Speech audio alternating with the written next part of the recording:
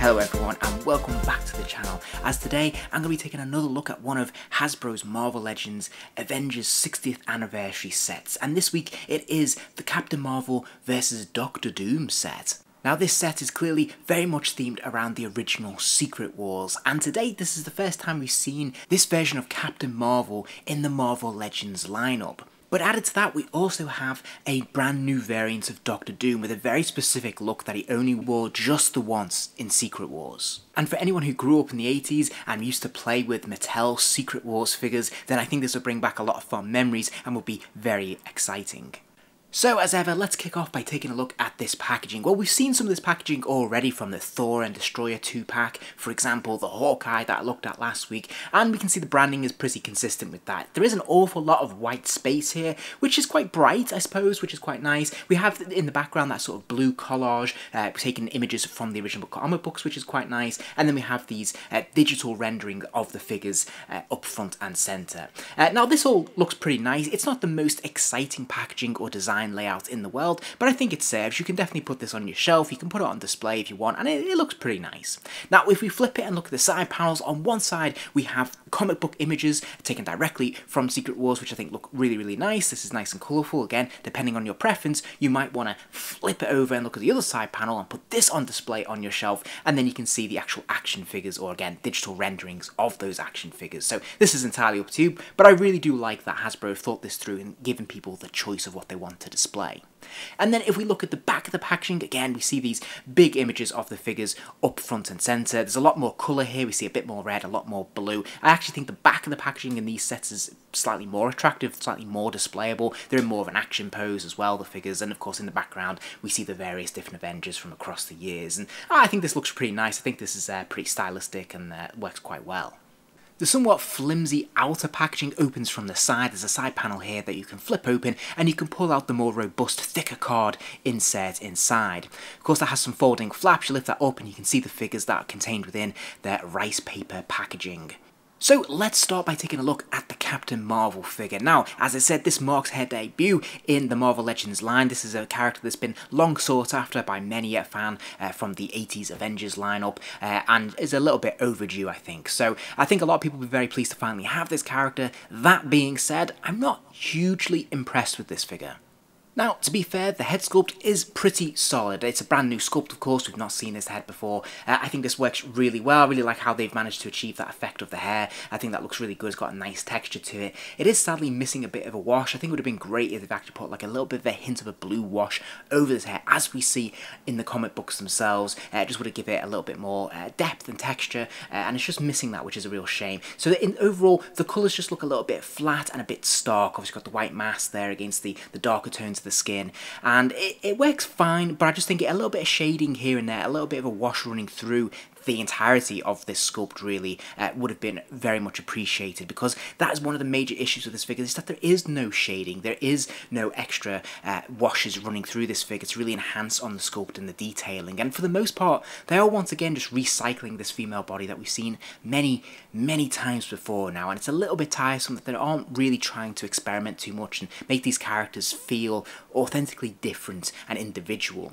So what we have is this base mold body. There are no paint apps whatsoever. This is all molded in the plastic that it comes in, so there's no extra colorization, there's no real paint here at all, except for the paint that is the star on her chest, and that's basically it. And again, it's a shame that they didn't perhaps sculpt in the star on the chest. Now I can understand that in terms of the articulation, because the star does cut across that upper ridge there, so that might have been a hindrance to the articulation, but that being said, it still feels a little bit cheap to just simply paint it on, especially when we've seen this body so many times before.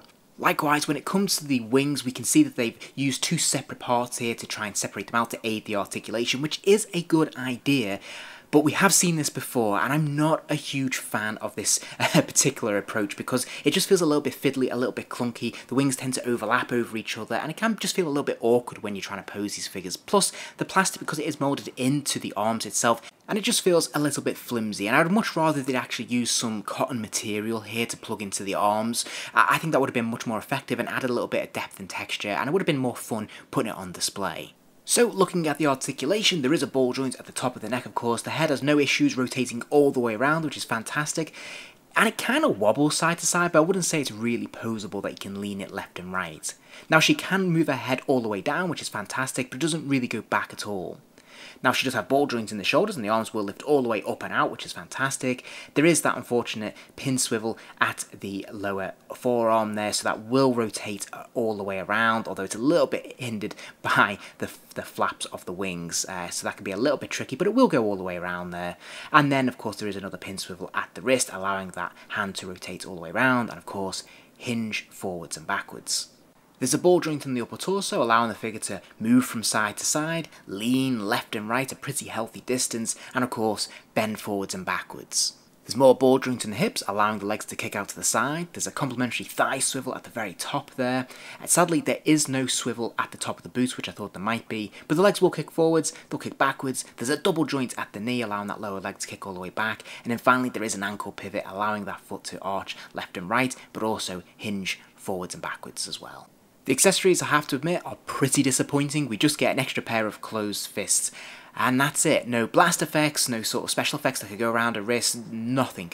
All in all then, I'm a little bit disappointed by this figure. I'm just going to give it 2 stars. Now the figure itself isn't bad per se, but it feels kind of cynical. I think a great many fans have been waiting to have this character in the collection for a long time, and I think it deserves a slightly better treatment, and who knows, we might get a reissue down the line that actually has some paint washes running through it, some fun accessories, blast effects, whatever, and maybe some improved articulation as well. Now, as I said, this isn't a bad figure, the articulation is not bad, it's perfectly functional, but I'm not a huge fan of this body mould, it just being constantly reused. It just feels very, very quick and easy for Hasbro to knock this particular variant out. All they've had to really do is create a new head sculpt. Everything else has been recycled. They've just splashed a different colour paint, moulded things in a different colour, plastic, and that's basically it. And they haven't really given us anything extra or original or anything special to set this character apart. And that just feels a little bit disappointing, to be honest.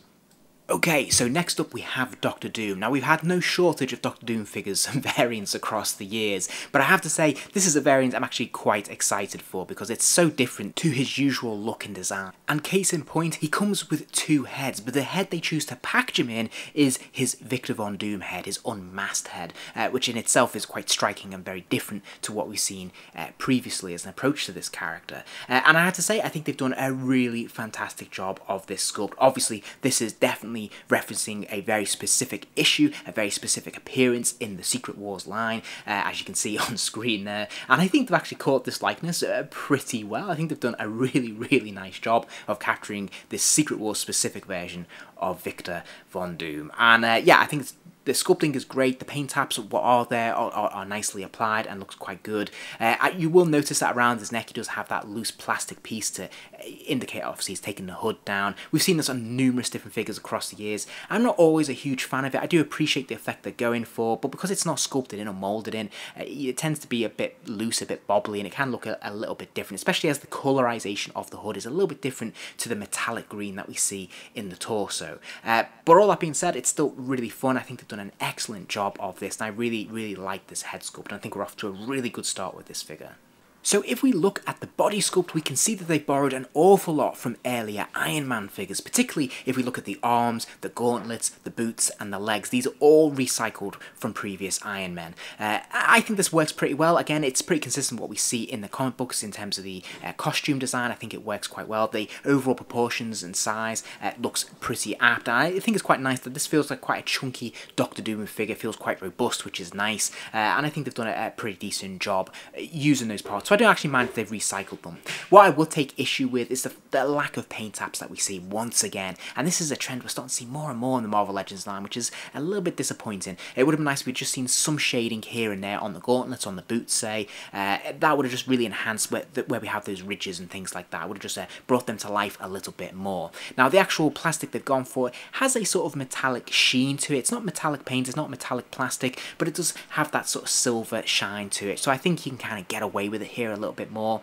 Now the actual body torso itself, at least, does seem to be a little bit different. They have actually sculpted in a lot of the details here of Doctor Doom's tunic, which is really nice. And they have used a metallic sort of plastic or paint here, and then painted that in with a black wash here and there for the details. I think this is really impressive. This definitely catches the light in a really impressive way, and it looks really good on display. So I think this is actually really eye-catching, and I really appreciate the tone and the tack they've taken with this torso. I think this looks really, really good.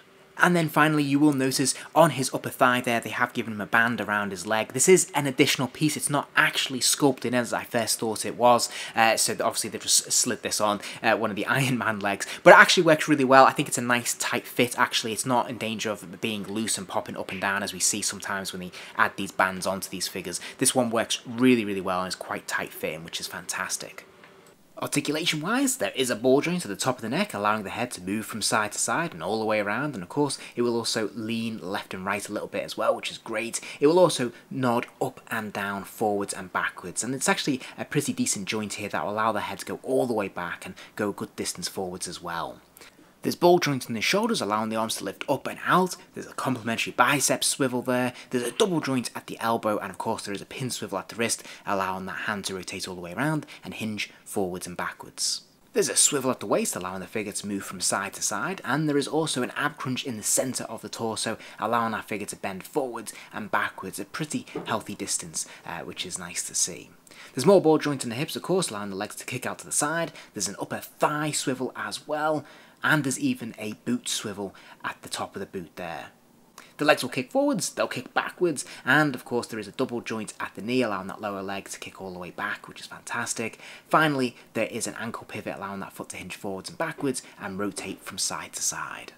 In terms of extras, Doctor Doom is faring a little bit better than Captain Marvel because he comes with an extra pair of closed fists. He also comes with this empty faceplate, his mask removed, which is pretty cool, and he has an alternate head as well. Now sadly there are no weapons or blast effects or anything like that, but I think what we have here is pretty serviceable. The faceplate is a really nice touch, a real nice nod to a key moment in the Secret Wars mini-series. We have had a few Doctor Doom figures in the Marvel Legends series to date where you could remove the faceplate as part of the overall head sculpt, but this obviously is created as a separate piece. It's not intended to go over the head sculpt we see here, and as such the scaling is probably a little bit more appropriate and accurate. And if we look at the alternate head, of course this is much more of a classic Doctor Doom. It's very much accurate to what we see on the page during the Secret Wars saga, and I think they've done a pretty nice job. Now, the only criticism I would have is that the texture, the colorization of the hood is obviously a little bit different to the texture and the colorization of the tunic, which is more metallic, whereas of course the hood itself is more of a matte green and it's a lot brighter. So that's a little bit incongruous, it's a little bit distracting, but other than that, the actual sculpting and the paint around the eyes, because that's the only real paint apps that we see here, are very nicely done. And we've had many different Doctor Doom sculpts across the years, but I think this is a brand new sculpt. There seems to be a lot more rivets in the face than we've seen previously, although I might be wrong on that. But all in all, I think this is a really nice addition. I actually really like this head, and I'm glad that we had the choice to be able to swap between the Victor head and the full-on Doctor Doom head. I think this looks really cool. Okay, so as a quick comparison, here is our new Secret Wars Doctor Doom stood next to the original, the first Marvel Legends Doctor Doom, all the way back from Toy Biz in that series too. I have a soft spot for this original Doctor Doom. I still actually really like this as a figure, although I appreciate a great many fans out there are not so appreciative of this particular figure. Here he is against a more modern interpretation from Hasbro from just a few years ago, and here is another version, again a slight tweak on that. This is the retro Fantastic Four-Wave Doctor Doom. For my money, actually one of my favourite Doctor Doom figures from Marvel Legends across the years. I love the extra felt around the top of the collar there, and the extra bits and pieces, and I love the brighter colours. But that's just me. And here he is, stood next to another Doctor Doom from another Secret Wars series, this time in his white fatigues. So, as you can see, this new Doctor Doom, this new Secret Wars Doctor Doom figure has very little in common with those past incarnations. It's a very different body. However, if we take a look and put him next to the 20th anniversary Iron Man Marvel Legends figure, you can see that clearly they've taken a great many of these parts and just simply swapped out the torso and the head. Okay, so in terms of a star rating, I'm going to give Doctor Doom 4 stars. I think this is a really impressive figure. I really like it. I particularly like that torso. I like the detailing on it. I like the paint or the plastic they've chosen for that. It's got that sheen, that metallic sheen, which is really cool. I like that we see some shading and some detailing on that torso as well. I love the accessories in terms of the alternate heads. I think that works really well. And the articulation is fantastic. And all in all, this is just a really solid and very worthy variant of this character. So I think they've done a really nice job of this. I think it's definitely going to be a big winner for long-term fans of Secret Wars, of Doctor Doom, of Marvel Comics. I think you're probably going to want to add this one to your collection. That being said, the figure is not perfect. I think it could have definitely benefited from some paint washes running through the figure, perhaps some more fun accessories. There's definitely other things they could have given this figure to add value to it and just push it over the top. And I think overall that neatly sums up my overall feelings of this 2-figure set. There's definitely highs and lows here. I really like the Doctor Doom. I'm very disappointed by the Captain Marvel. I think the overall trend that connects them is the fact that they aren't capitalising on their sculpts with paint washes, and they're missing that crucial step that really adds value and gives them a lot more depth, texture and detail, which is something we want to see as collectors. Likewise, they do seem to be skimping a little bit on the accessories, and I'm getting a little bit frustrated with them continuously recycling parts, particularly for the female characters, over and over again. But with all that being said, it is great to have these characters and these variants in our collection, and if you're a Secret Wars fan, then you're obviously going to want to pick these up. If you enjoyed this video, please do give it a like, and remember to subscribe as there'll be plenty more videos soon.